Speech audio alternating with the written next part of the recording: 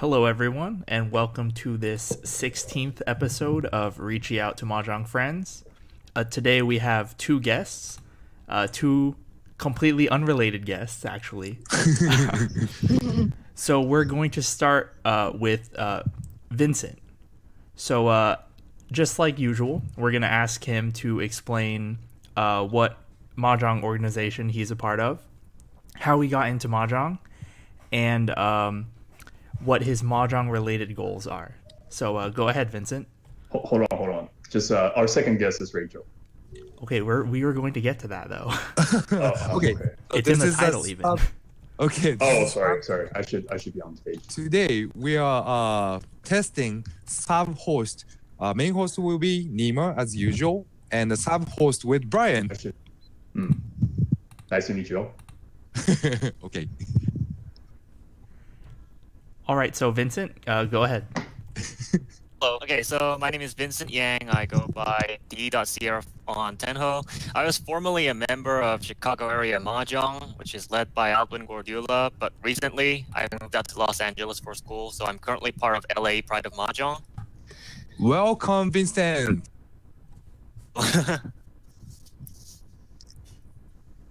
Okay. So how did you get into Mahjong, Vincent? So I got into Mahjong when I was an undergrad at Northwestern University.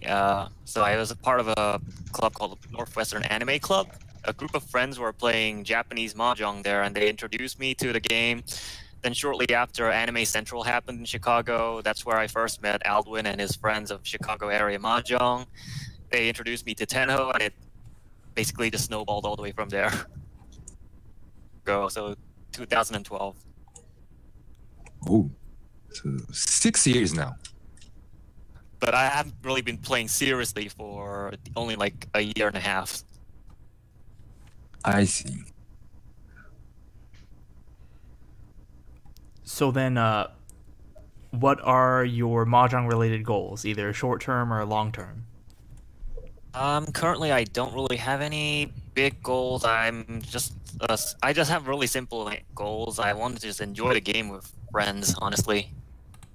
As long as I have friends who like to play Mahjong with, I'll always be there and enjoy the game with everyone.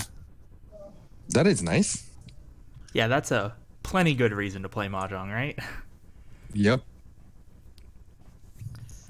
Yeah, I like socializing with people, so I think Mahjong is a very good way to socialize with others. Oh, that's a good side of the Mahjong to describe. Okay, so then, as Brian's mentioned, our second guest is Rachel. So same three questions, your organization, how you got into Mahjong, and your goals. Hi, my name's Rachel, obviously, and I am currently part of the Pacific Mahjong League, which operates in the San Francisco Bay Area in California. And I started Mahjong, I started playing Filipino Mahjong when I was really a lot younger. My grandmother would be playing with her friends when she used to live out here, and sometimes they only had 3 players. And so they're like, Rachel, you're a set of hands. You can play with us. So I learned how to play Filipino Mahjong there. It's a lot different from Japanese Mahjong, but after a couple years, I realized that there's other types of Mahjong, like Chinese Mahjong, and then Japanese Mahjong. But it wasn't until I watched Saki that I got into Japanese Mahjong. And I started playing on computer, not Tenho. I played on a computer game called Mahjong Time, and I didn't really know the rules to Riichi until I joined the Pacific Mahjong League in, I think, 2013. So Rachel, that was a kind of similar episode from the episode first with the Michelle from Atlanta. She also played, I think, Filipino Mahjong first. Oh, yeah? So are they really common, like very popular in those Filipino community? I think it is. Like all the Filipinos I know, like my mom and my grandmother, they all play Filipino mahjong. That's... It's more of a social thing and then also a gambling thing. Oh, whoa. Okay, I think we should learn the Filipino mahjong too to make more friends. I actually don't know how to score in Filipino mahjong, so. Is it like similar, same? Well, we don't play, or they don't play with winds or dragons. They call them flowers. Oh. Because they can't read Chinese characters. Oh. So they just, if you get it in your hand, you draw another tile. I see. So there's like 28 extra flowers in the game? Yes. Including the Oh. extra flowers that are already there. What? That's a lot. So, Yeah. So do they increase your score too? So like you just From what I know, if you have 13, if you end up with 13 of those flower tiles, you get an extra point. Oh, so it's not that crazy. No, it's not. It's not like a Dora tile where like each one like multiplies your hand. Okay, that's kind of fair, I guess, because there's only 36 of them, so you can really only get 2 extra points from that. Yeah. The It's table 17 must tiles. the table must be a mess Also, though. It's hectic. Like you need a big table, one of the bigger Chinese mahjong tables in order to play it, because you play with like the Hong Kong sized tiles. The big tiles. Yes, the big tiles. I see. Do you have to put your discards in order? Well, no, actually, you just throw it into the middle. Oh, okay. So like every other type of mahjong, pretty much. Yes. Right. What about Vincent? Did you play any other like rule sets before? Okay, so I think I mentioned this to you before at LAPOM, like that. I have read about the Korean mahjong. Like Korea has its own different mahjong rule, which is basically Japanese sanma except with modified yaku. Oh. So I remember we were talking once after you declare Riichi, you're not supposed to like hide your hand. That's kind of that's bad manners. Mahjong, you're actually supposed to hide your hand. You're supposed to memorize all your weights and hide your hand after you declare Riichi. Like putting your head down? I forget the name for it. Was it something high, something pi? I assume you mean just like turning your tiles face down so no one can see them, like including yourself. Yeah, that's why you have to memorize your weight, and if you call wrong, like if you call wrong on the wrong tile, then it's basically a penalty. I mean, that's not that hard though, so. If I remember correctly, there are also some conditions when you can call Riichi as well. For instance, like in Japanese mahjong, as long as you get to 10 pi, you can call Riichi. But in Korean mahjong, you're only allowed to do that with certain yakus. It's pretty complicated. I think my grandfather knows how to play it. But... Huh. That's strange. But They have that's their own also yaku. Yes. that is also like another rule set. So we should try any kind of mahjong. Yeah, the thing is though, most kinds of mahjong aren't like they don't have a centralized rule set. Is the thing. It's hard to find the information. I see, but that's kind of interesting part of mahjong, right? So many different rules. Yeah, even like within a regional mahjong, I noticed there's a lot of house rules and variations. But I wonder if like the things happen and everybody's get fight, or it's just okay for like really socializing, like playing for fun.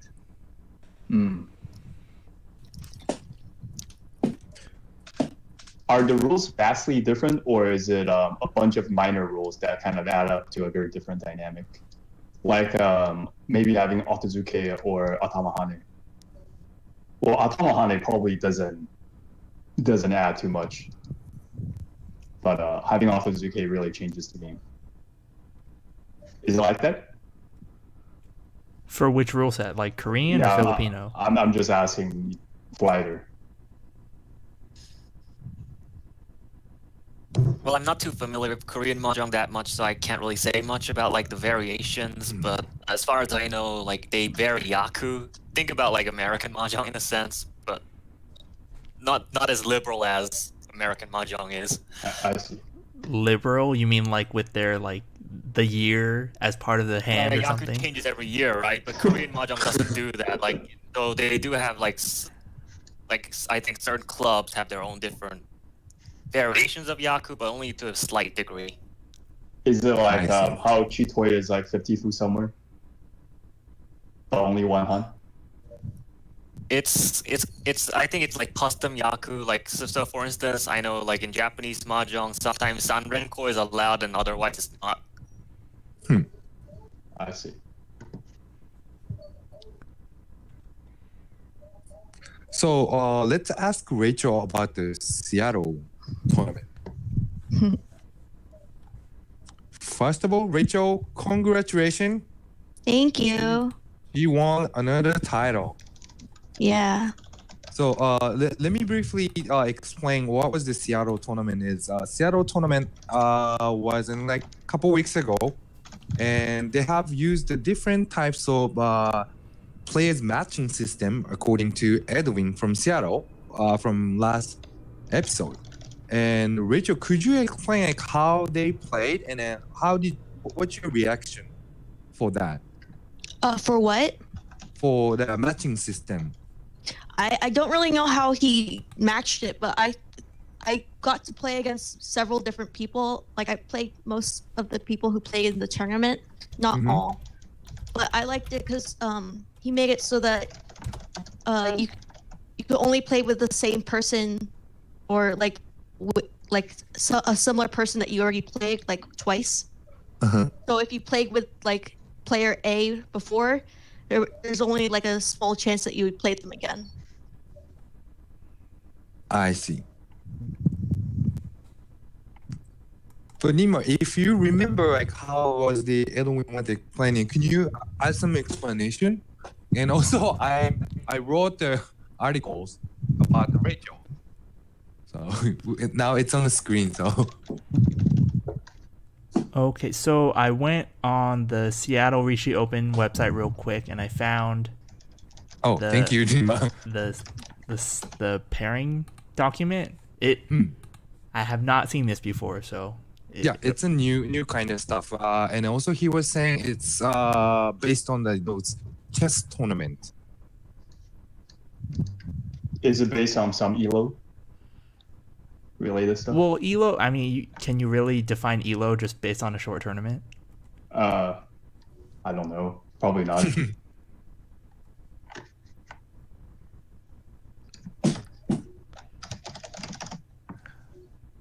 Yeah, it's the document's on the screen right now. It's my first time seeing this document as well, so just briefly looking through it.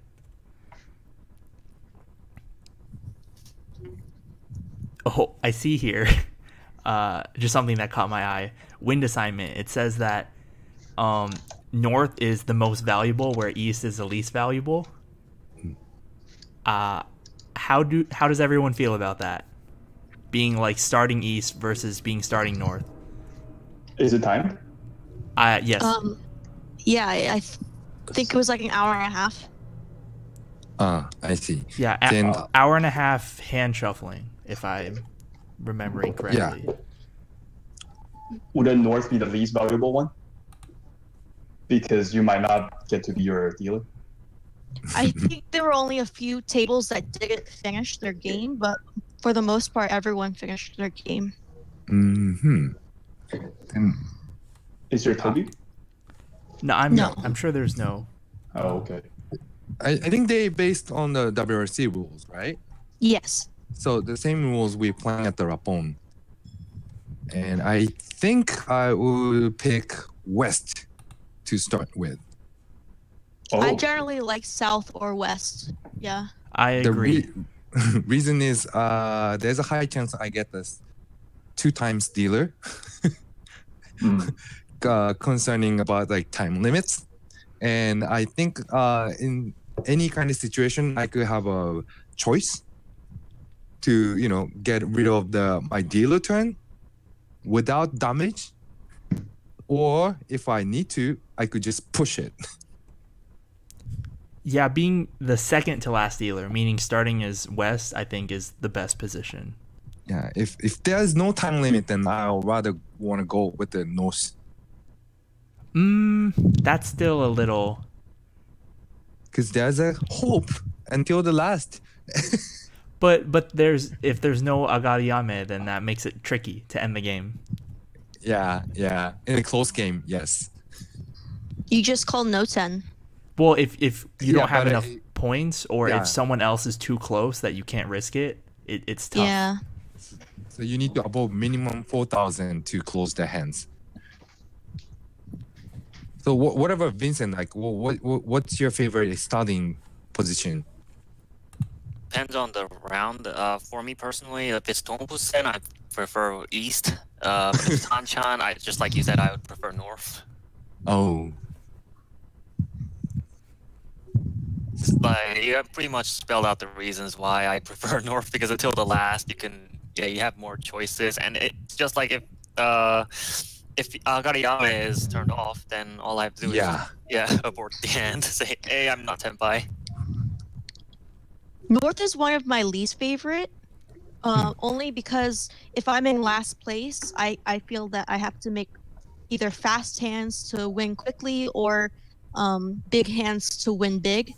And a lot of other people will try to win quicker hands, especially if they're in first place. And so it gives me like the feeling that my dealership isn't going to be that good. But still, like if I'm fourth, then I would say a certain degree of pressure is necessary. So Rachel, since you are attending to a lot of tournaments in these couple years, right? Yes. How compare with others? Like, how was the Seattle tournament, and anything interesting happened? Like nothing interesting happened. Like for me, I don't think, other than like me winning. Of course, I got on a lucky streak, but like it wasn't like the LAPOM tournament where I got a Yakuman or anything. So no crazy stuff. No crazy stuff. Kira, But, I think, got the only Yakuman. Ooh. I see. Kira was in a good position till the 2 games left. I think I was following the scores because I was on the same day I had a flight to the Denver, and I had a lot of free time during waiting for the flight, so I was following their scores a lot. Oh, okay. And Rachel, I heard they choose the venue.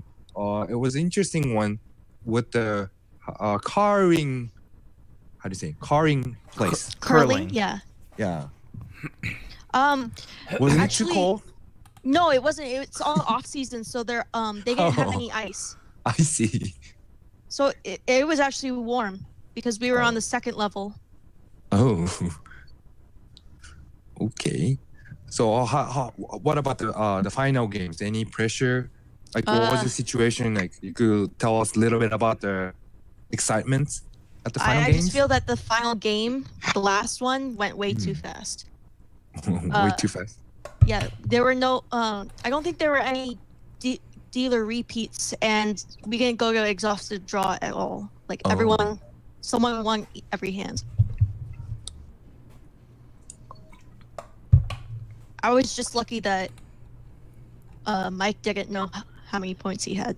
Yeah, I saw the last one. And then I think I heard you were checking the Mike's hands, and I heard you say thank you. So you knew the condition. No, I didn't actually. So okay, but they have to review the before the ORAS, right? The calculation and the conditions by themselves, because they put the sheet in the middle.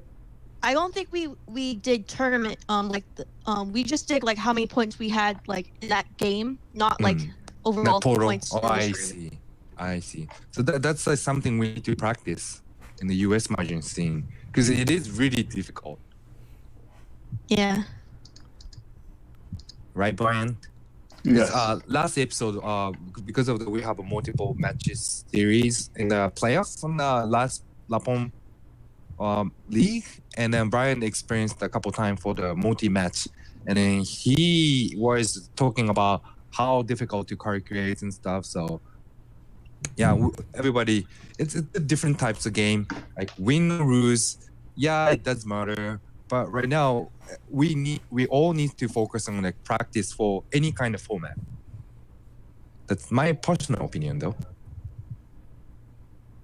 I think at the end of most tournaments, the final games are always going to be down to doing cumulative scores. So I guess it's an important skill for any serious Riichi Mahjong players, to know how to do that. But I think any kind of final games, that's kind of with the nervous time, right?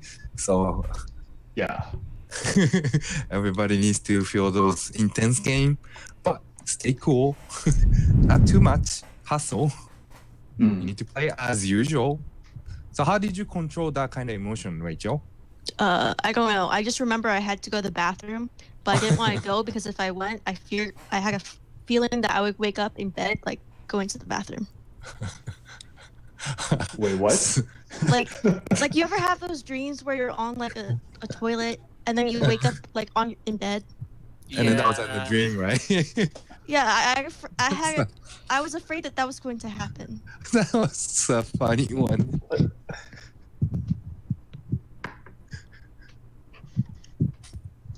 I don't have any dreams. Okay, I'm sorry. They've been shattered.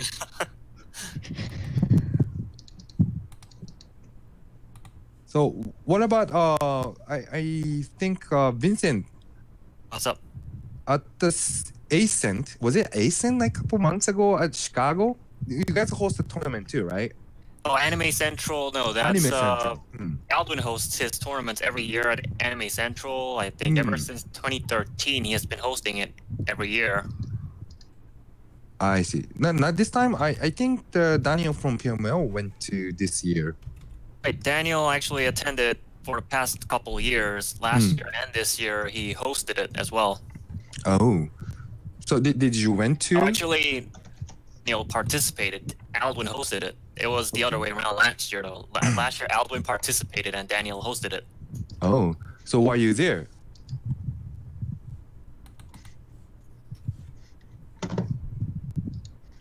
Vincent? Yeah. Oh, I think we lost Vincent. No, he's back. Oh, okay. He's back.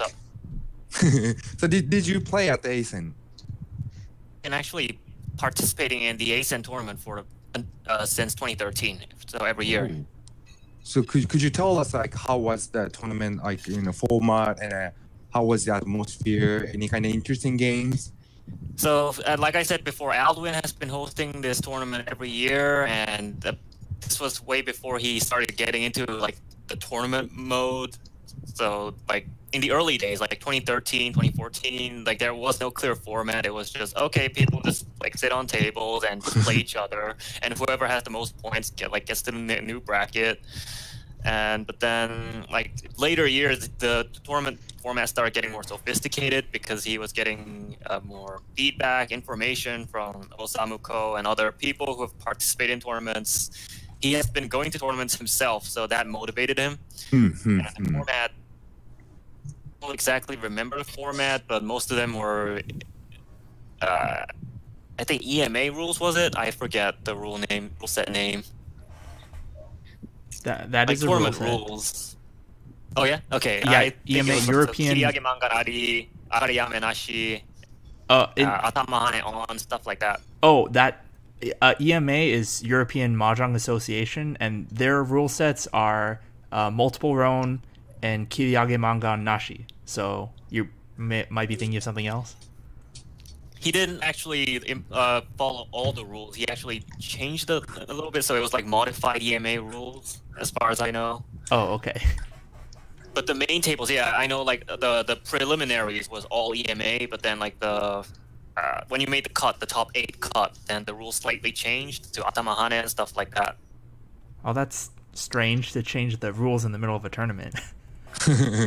So, yeah, I didn't really pay much attention to it, honestly. I just wanted to have fun. This was my last year at ASEN, so I want to enjoy it with Chicago area Mahjong. Any memorable game you remember? Or anything crazy happen? From the tournaments, or? Yep, from the tournament.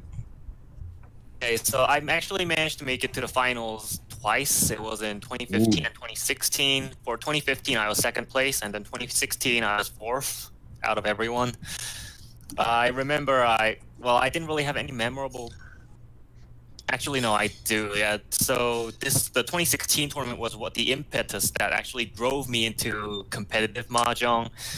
I won't really name the person here, but there was a certain person who denied me a certain hand that could have made me take first in that tournament.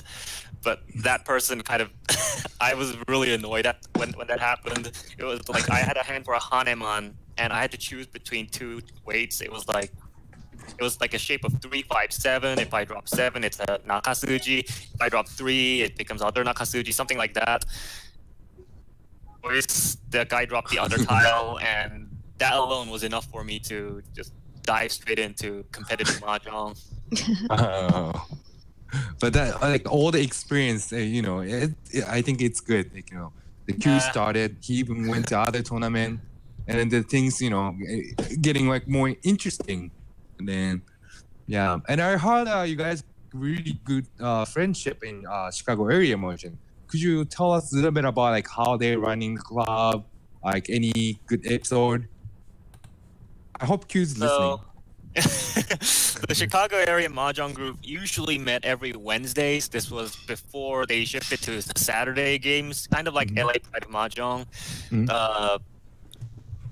Or sometime between 2014 or 2015.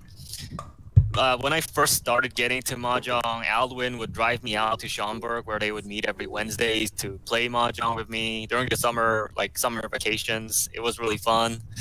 Then after I moved out to Urbana for grad school, the area Mahjong started playing games on Saturdays.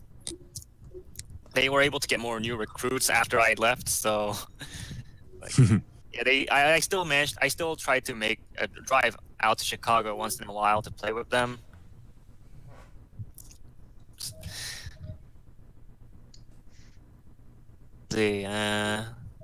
And if we can't really meet in real life, we still have a private lobby where we meet and play. Other than 4/7, lots of fun stuff happened there. As Q likes to call it, he calls it the Baka Mahjong. It's really silly. But it sounds like Q is loved by a lot of people over there. Q is really nice and normal. Guy. Yeah. So, what about since you moved down to LA and then you first time stopped by at LAPOM, and that doesn't mean like he's like no longer in the Chicago Mahjong group or nothing, right? We're still friends. So, but what was the? So what? How did you feel? Like, what's the difference? Aldwin likes to do things a lot chill, like as he likes to call it, Baka Mahjong. He doesn't really take things too seriously. He just there to have fun. But at LA Pride of Mahjong, I can tell like people are there for serious games, but at the same time they enjoy it. Yeah, nowadays we didn't realize, but then now we have like a lot of people moved from the other cities, or somebody just visit, and they'll give us like feedback. You guys don't talk during the game, so but we made it kind of that way. But then we didn't tell very strict to Nima or Brian for those American players. However, it's like they're following the manner wise. So I don't see any difference between Japanese or Americans now. So what do you think, Nima and Brian? Because you guys playing too seriously? When I brought my friend, they did say it was serious. But I didn't talk at the beginning because I don't speak Japanese. So I don't know what you were saying. That was a main point. That's a good point. I mean, but then I also just like to focus on the game as well. I think it's still fun that way. I guess it's depends on what you're there for, right? If it's more the social aspect, then you want to talk over a game of Mahjong. But if you're there for the Mahjong, then the talking's secondary.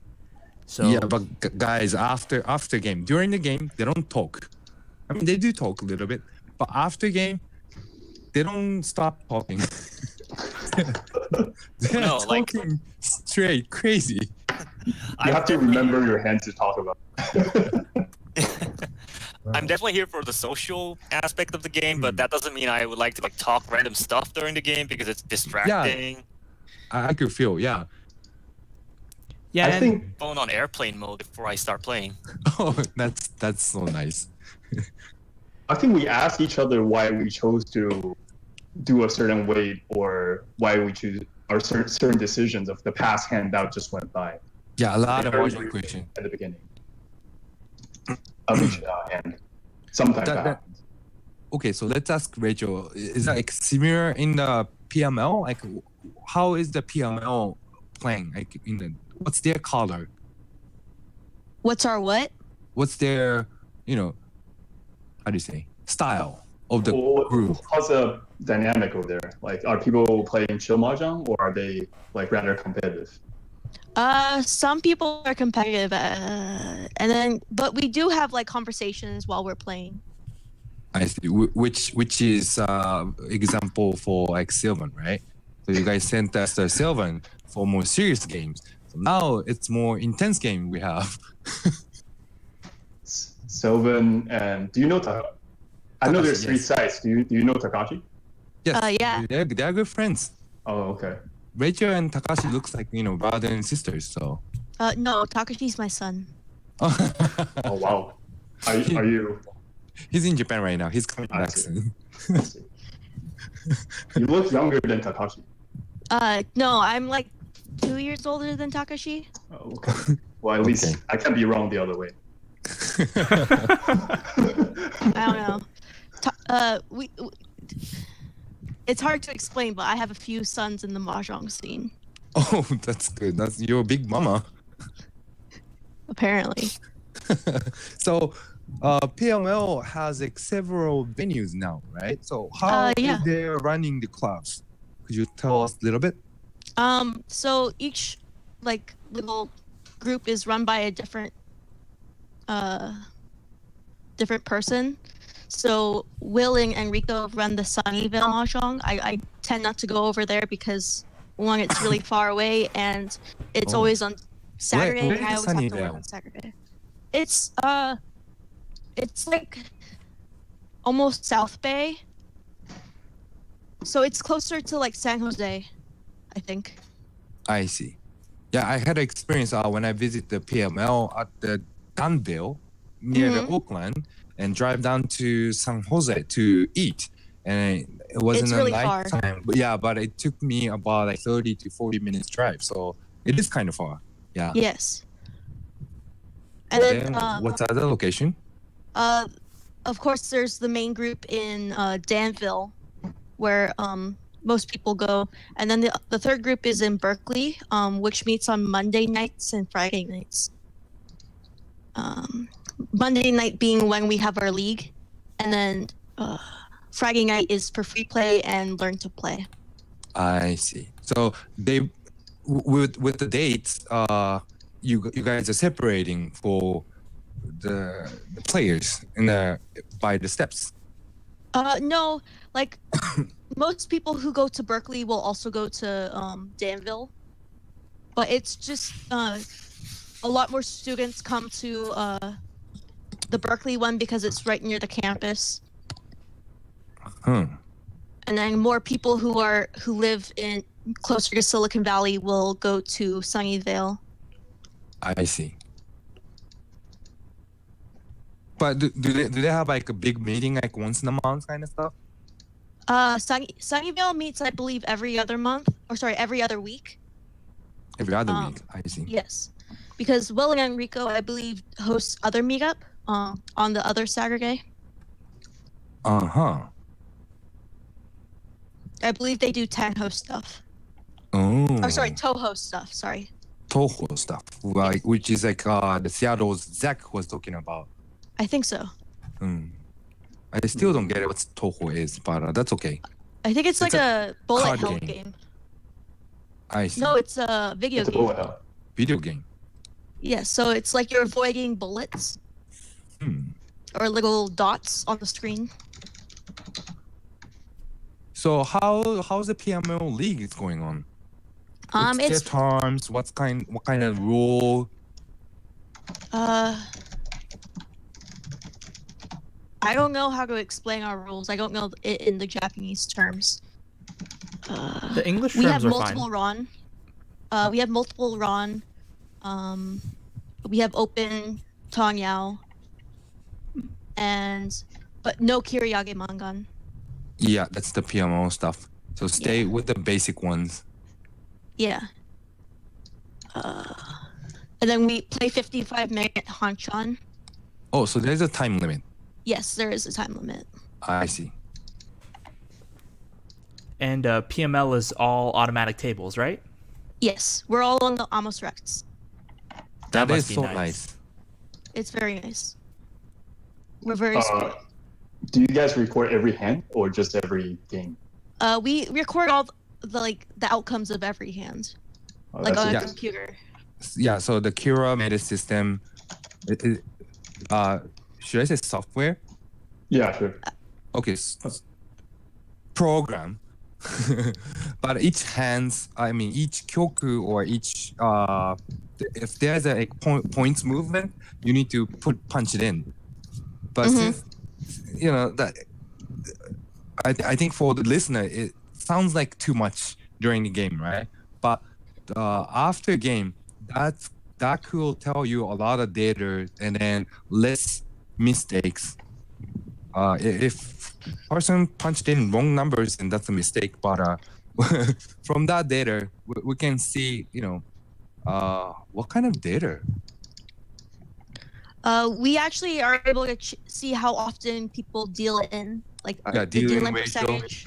Mm, How often you win after you Riichi. the winning percentage, and also I think the Riichi ratio too, right? Or Yes. so do they go back to like their personal data to review like what kind of the stuff you need to fix or you need to improve? I think I do, but Kira doesn't update the stats page that often. I see. So it's hard. Maybe I can pull up one of the stats page here to Sure. kind of show what it's like. You could go to a lead, the lead link, and then just click one person. Okay, yeah, I found my stats page. Let me put that Yeah, on. you can show that if you feel comfortable with that. I did pretty well, so it's fine. Okay, that's good. This is from the Best in the West tournament that we hosted at LAPOM in February that used Kira's program. Wow, that looks cool. So, yeah, just like they were saying, it has all of Let's these. take a look. Yeah, it has all this data that you can use. Winning percentage, Riichi percentage, dealing percentage, your percent of like Roan versus Sumo, wins per game, and then average win points, average dealing points. There's a lot of data here. Huh. My favorite is how many Yakuman you have, because mine shows that I have like 6 or 7. Nice. Oh, Nima, congrats. You didn't have any Yakuma, but neither You don't have Chombo. any Chumbo. Yeah. You play good. I think it's really interesting. You have wins by starting wind. Percentage of total wins. Is that like we were Hanchan confused wins? about this last time. Is that Hanchan So like wins? how many? Like yeah, like first place according to like which seat you are. Okay. Oh, okay. So I had 3 first places, I think. So then 2 of them were when I was west, and 1 of them was when I was south. Starting, yeah. Interesting. But since in the real game, like if they could develop this, I think this is gonna be really good. If they're serious players. I know that when Daniel was telling me about my stats, compared to like Takashi or Sylvan's stats. He said that it's pretty much the same, except for I dealing a lot more than they do. So the your practice So that's point. like one thing. That's something I'm working on, like not dealing. Yeah, the defensive Mm-hmm. stuff. I see. So that's good to know. That's really good to know, because if you keep playing the Mahjong and you can really see like what's wrong with your playing to get like better scores sometimes. So it is good to review after the league game. Yeah. So like a lot of players, they play Tenho, so they could find out those like more data so that they could develop or improve the stats. Mm-hmm. But in the real games, it's kind of no one's doing those stuff, right?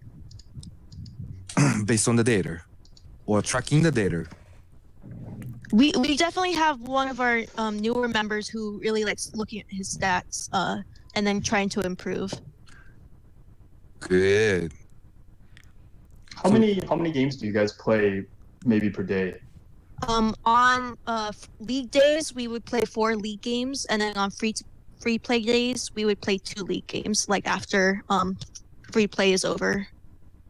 Okay, but about how many in free play? So in free play, you play anywhere from like 2 to 3 games. I see. So Vincent, any thoughts? Can you see the screen? You don't? You mean on the podcast on YouTube? Yeah. So they're showing the data screens, and you could It tell doesn't show like. me anything other than. Okay. So they're super high tech, and then go after those data and also tracking the data. Oh well, Chicago group are in the Chicago group. Yeah, Alvin used to keep track of like the very minimum, like who got what placement by how many points. But he only did that for a year before he stopped doing that. Yeah, I mean, even like simple like scoring, or placement, that's a heck of work. We're doing for 2 years, and it is heck of a work. Before we had this system, I know that I was doing it by hand. Our league games, like when we were on the old table, before we had the Mahjong tables, when we were on like just hand shuffle, we would just write down like our scores, and then I would say how many times people were different seats, like percentage of getting first place, second place, third place, or fourth place. I see. Hard. And I came up with a really good point. Like when I first saw the PML members playing at the Mahjong with using this system, what's good about them was they all could calculate the hoop points. I think a lot of players they just skip those calculating the scoring system, right? But they need to punch in those like how many who and how many hand into the data. So it's gonna be the practice for each winning hand because they need to punch it in. That was kind of amazing. Like we could tell even the Sylvan at the LAPOM, he is also calculating the other opponents' scoring too. And then sometimes get a little bit upset because it was like 50 fools kind of stuff. I don't think it was sometimes. I think it was all the time. I hope Sylvan's listening this one. We will invite Sylvan to the guest soon. Okay, so let's talk about the PML Riichi Open coming up. Recently, they just announced the tournament. So, Rachel, can you tell us a little bit about anything you know? I actually don't know that much about the planning stages of it. I know that it's going to be in Oakland. It's in Oakland. Is it full by now? I don't think so. Last time I heard it was like more than half full, like a couple of days ago. Right, you gotta be fast if you want to compete in this tournament. Yes. I apparently was the first one to sign up for it because I was refreshing my page at 10 o'clock when it first opened. Wow. I mean, One of our members was trying to see if he could be the first person, but Kira said, "Oh no, Rachel already did." So far, I think we have registered about 13 or 14 from LAPOM members. Hmm. So we will be there with a bunch of groups. Yay! And so those are the format, rule set, registration, how to register. It was very simple. Use the event tribute and the format. Oh, they are going with the WRC rule, so no kiriage. No, the WRC has kiriage. Okay, so they do have a kiriage. That's what we use. Oh yeah, okay. So 1 hour 15 minutes. 1 hour Hanchan game with a 15 minutes break. Mhm. Anything else we should pick up? A lot of people who haven't played in tournaments from our PML group who are newer are going to be playing, so there's going to be a lot of fresh players. Freshmen. Like fresh, like you've never played them before. Okay, Oh. are they excited? They are very excited. Okay, I'm super excited too.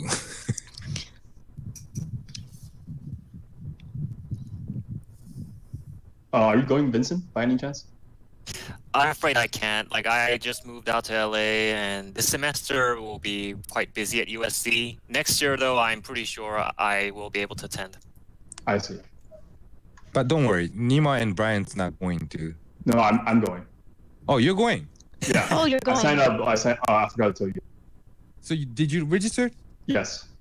Good. Why didn't tell me? I forgot. He just wanted us to be surprised. Yeah. Told Aki. Oh, come on. Don't. Nima, you have registered too?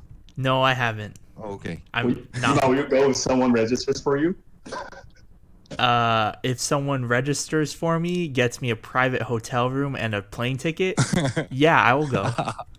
No, that's too much. Exactly. Crowdfund. Go crowdfund yourself. Okay. Crowdfund. Yeah, instead we might ask Nima to open up the dojo during the weekend. But everyone's going to San Francisco, so no one will come. Yeah, but we still have like many players might come. All right. Yep. Well, let's see. Well, Yeah, we'll but see. we are super excited. It's like it to us, going to far away city with the big group. But it looks like it's like how to say it's like gashuku, Like a field trip. before that. Yeah, like school trip with everyone. Oh, nice. I'll bring a backpack. Yeah. So me and Brian will take like a lot of picture with sightseeing at the no-call. Don't worry, Nima. We'll take pictures and Photoshop you in so that it feels like you were there. Yeah, just Photoshop my name onto the trophy. Big request. Okay, so for more PML details, later, let's ask Kira to be our guest to tell us more detail. Okay, any more pros coming? Because last time they called Jen and the Garth from Japan, and also Benjamin Bors. I haven't heard anything on that front. Yeah, they kept in secret. That's what I'm thinking. Maybe.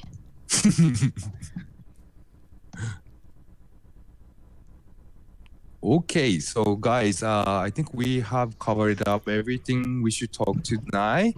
Anything else you guys want to add? Like Vincent, anything? Not really at this time, nope. Okay, let's check out. Anything else? Rachel, anything else you want to shout out? I think I'm good. You're good? What Yeah. about Brian? No, I don't have anything to add. Nima, are we past the 1 hour already? Not yet. We're almost Not there. yet. So that means we can talk a little bit more. Sure. Anything we forgot to talk about? Well, one thing we could talk about is the tournament format for the PML Open right? So okay. it's going to be, it looks like 8 hanchan and a cutoff before the last 2, where the points are halved going into the semifinals, and then after that point, after that cutoff, where the points are halved, the players keep their points going into the finals. So, yeah, it's very different. This is actually pretty common. I thought that there's going to be 10 hanchan. Yeah, but And then so 9th and 10th will be the semi and final. yes. So 8 like preliminaries, and then a cutoff, and then 2 like semifinal and final hanchan. Yes. So this is kind of a common format in the United States, although usually they don't have enough time for 10 hanchans. Like usually it's like 8 over 2 days because it's all hand shuffling. But PML is going to be an all automatic table tournament, so they have time for those extra hanchans. But yeah, as I was saying before, this format is very common, where you play a certain amount of preliminary rounds, and then you either keep your points or they're modified in some way, like halved, and then you play another like 1 or 2 playoff rounds. If I remember correctly, in the Seattle tournament, you just carried your points all the way through, and they didn't have it or anything. Am I correct, Rachel? I don't know because I haven't been paying attention to where it is. Oh, I Okay. know that I think Beechen and Daniel and Kira have gone to the place, but I haven't. no, at the Seattle tournament that you won, Oh, the points yeah, there was food. the points carried over to the finals, right? Like they didn't get halved or anything. Yes. Yeah. No, it didn't. Because I think his reasoning for that was that the previous year during the Seattle tournament, once they halved or like thirded the points, they were so close together that it was anyone's game. Okay.